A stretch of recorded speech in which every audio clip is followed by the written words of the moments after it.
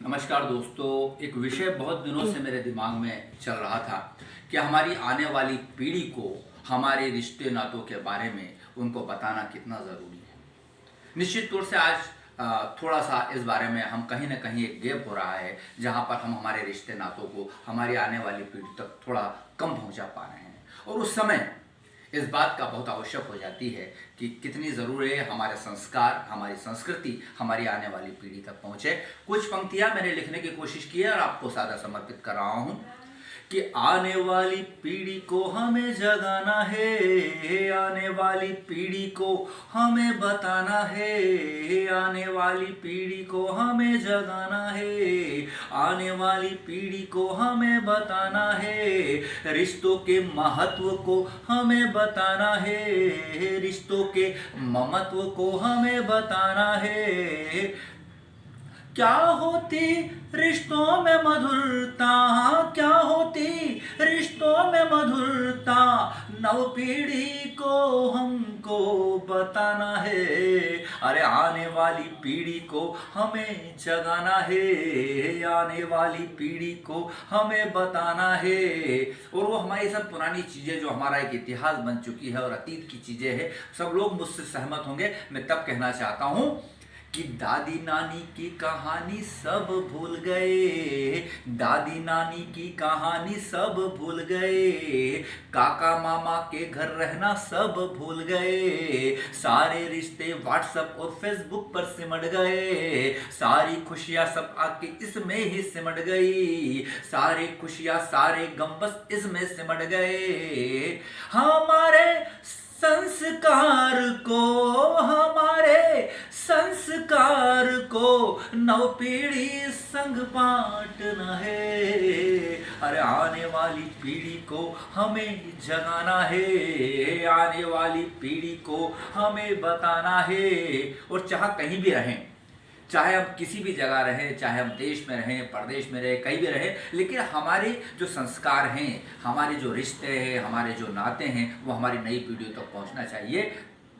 कि चाहे रहे देश या चाहे परदेश, चाहे रहे देश या चाहे परदेश, चाहे गांव का हो चाहे शहर का परिवेश, चाहे गांव का हो चाहे शहर का परिवेश, चाहे दीनहीन हो चाहे हो अमीर, चाहे दीनहीन हो चाहे हो अमीर, सबके मन का जागना चाहिए ज़मीर, सबके मन का जागना चाहिए ज़मीर।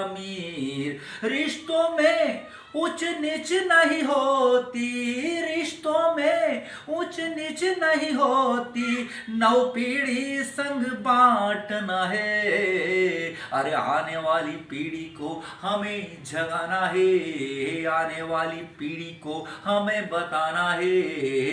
क्या होती रिश्तों में मधुरता, क्या होती रिश्तों में मधुरता, नव पीढ़ी संग बांटना है।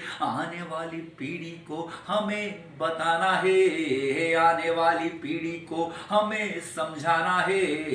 और आखिर जिम्मेदारी किसकी है? सबसे बड़ी चीज़ यह है कि आज के समय में और आज के इस परिप्रेक्ष्य में माता पिता की सबसे बड़ी जिम्मेदारी होती है कि वो अपनी नई पीढ़ी को अपनी बातें बताए, अपने रिश्तों के बारे में बताए, अपने रिश्तेदारों के बारे में बताए।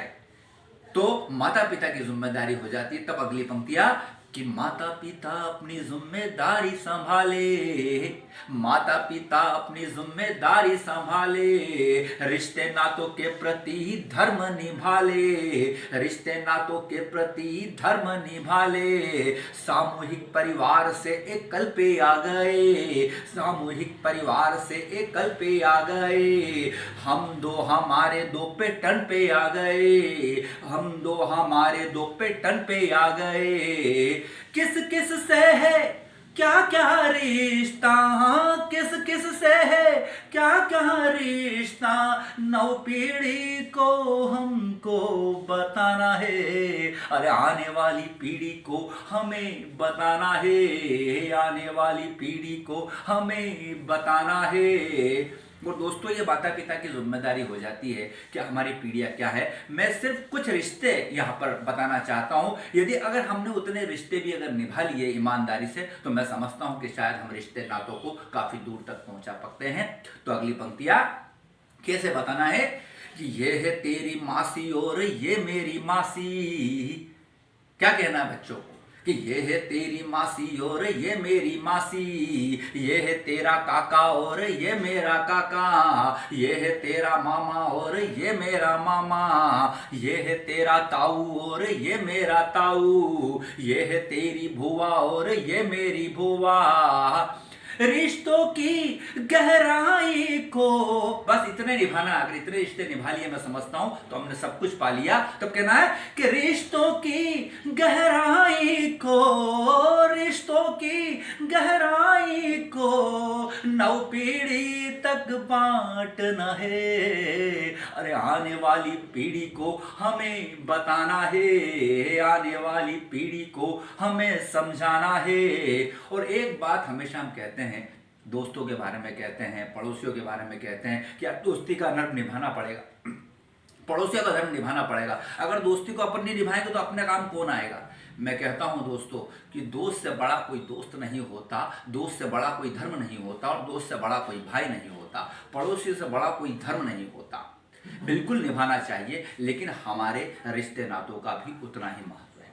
हमको वहाँ पर भी पहुँचना बहुत ज़रूरी है, क्योंकि वो हमारे संस्कार है, वो हमारी संस्कृति है, वो हमारी गहराई है, वो हमारा नींव है। वहाँ पर हमको जुड़ना बहुत ज़रूरी है। तब अंतिम 4 पंक्तियाँ कहना चाहता हूँ, और ये कहना चाहता हूँ कि आखिर किन परिवारों में किस जगह पर छोटी मोटी बातें नहीं होती है, लेकिन किस तरीके से हमको दरकिनार करना है। तब कहना चाहता हूँ अंतिम 4 पंक्तियाँ इस कविता की, इस रचना की। क्या कहना चाहता हूँ, 4 पंक्तियाँ सुनिएगा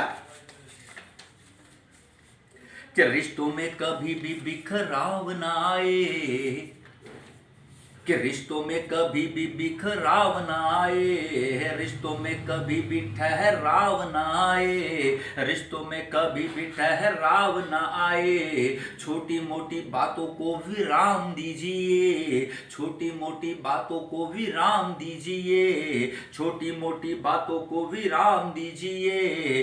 अपने मन के ईगो को, अपने मन के ईगो को आराम दीजिए, अपने मन के ईगो को आराम दीजिए। रिश्ते कभी भी हमसे न रूठे, रिश्ते कभी भी हमसे न रूठे, नौ पीढ़ी को हमको बताना है। अरे आने वाली पीढ़ी को हमें बताना है, आने वाली पीढ़ी को हमें समझाना है।